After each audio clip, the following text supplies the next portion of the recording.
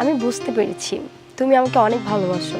তোমার বোন অনেকবারই আমাকে বলেছে যে তুমি আমাকে পছন্দ করো। আজ আমি তোমাকে এখানে একটা সুখবর দিতে এসেছি, যেটা শুনে তুমি খুবই খুশি হয়ে যাবে। আমি জানি তুমি আমাকে খুব ভালোবাসো, তোমার বোন আমাকে অনেকদিন বলেছে।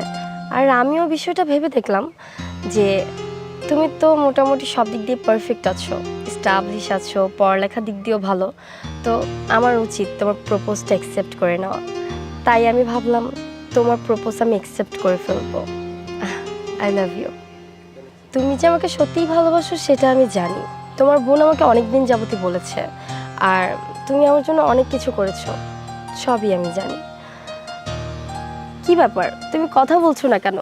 এত ভালো একটা খুশির সংবাদ দিলাম, তোমার তো অনেক খুশি হওয়ার কথা ছিল, আর তুমি চুপ করে আছো। কিছু তো বলো। তুমি কি আমাকে ভালোবাসো না তাহলে?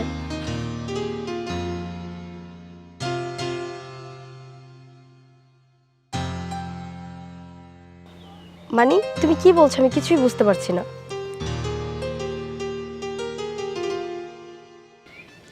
কি ব্যাপার, তুমি কথা বলতে পারো না? ও শিট, আমি কিনা তোমার মতো একটা বোবা ছেলের প্রেমে পড়েছি যে কিনা কথা বলতে পারে না। তোমার বোন কিন্তু আমাকে এই কথাটা বলেনি যে তুমি কথা বলতে পারো না, না হলে আমি তোমাকে কখনোই পছন্দ করতাম না। আমার নিজের প্রতি নিজের খুব রাগ হচ্ছে।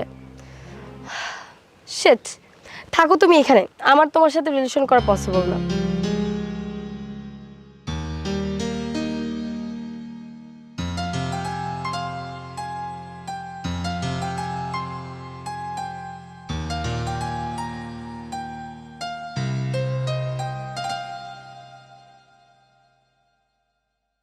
দেখো ভাইয়া, আমি প্রতিদিন মায়ের কাছে যেতে পারবো না তোমার ভালোবাসার কথা বলতে, বুঝতে পারছো?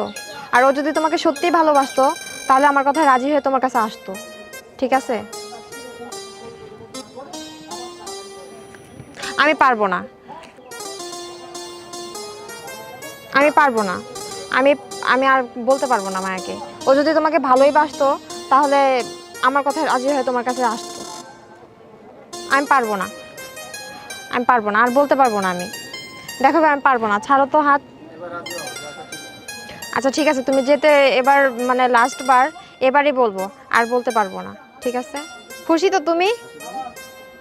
আচ্ছা ঠিক আছে, আমি আসি তাহলে।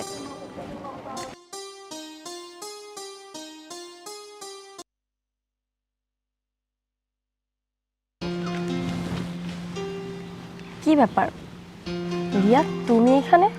হ্যাঁ মায়া আপু। নিশ্চয়ই তোমার ভাইয়ের বিষয়ে বলতে এসেছো।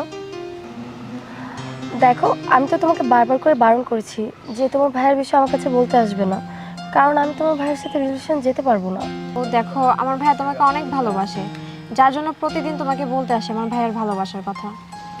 আমি জানি যে তোমার ভাই আমাকে অনেক ভালোবাসে, কিন্তু কি করব বলো আমার।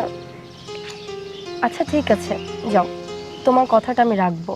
তোমার ভাইয়াকে বলবে আজকে আমার সাথে দেখা করতে, কেমন? সত্যি বলছো? আচ্ছা বলো, কখন কোথায় দেখা করতে বলবো ভাইয়াকে? আচ্ছা ঠিক আছে, তোমাদের বাড়ির পাশে যে একটা বাগান বাড়ি আছে, ওখানে হ্যাঁ। বিকাল 4টার সময় আসতে বলবে, বলবে আমি ডেকেছি। আচ্ছা ঠিক আছে মায়া আপু, তোমাকে অনেক ধন্যবাদ। আমি আসি তাহলে আজকে। সাবধানে যেও। আচ্ছা ঠিক আছে।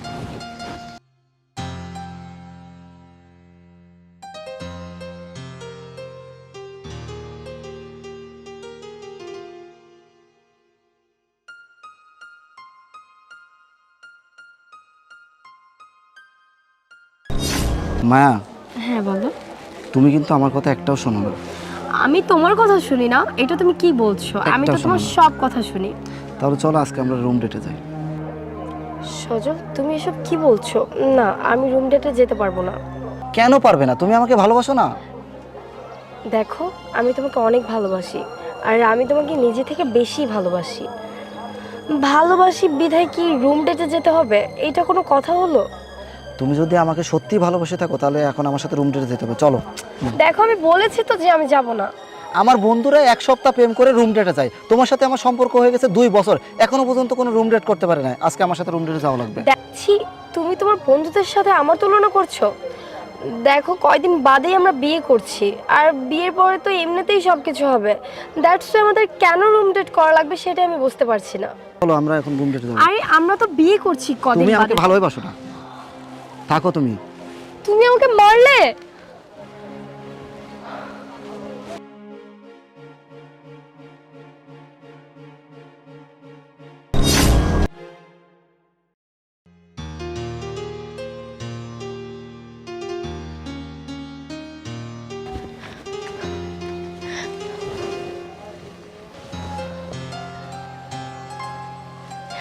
I am really sorry. Actually আমি আমার ভুলটা বুঝতে পেরেছি। তখন তোমার সাথে এরকম বিহেভিয়ার করা আমার একদমই উচিত হয়নি। আর আমি এটা রিয়েলাইজ করেছি যে ভালোবাসতে গেলে সুন্দর চেহারা, টাকা পয়সা বা কথা বলতে পারাটাই প্রয়োজন হয় না। তুমি আমাকে সত্যিকার অর্থে ভালোবাসো, আর তুমি আমাকে ভালো রাখতে পারবে। আমি তোমার পাশে থেকে সারাটা জীবন তোমার সাথে কাটাতে চাই। আমাকে তুমি ক্ষমা করে দাও প্লিজ।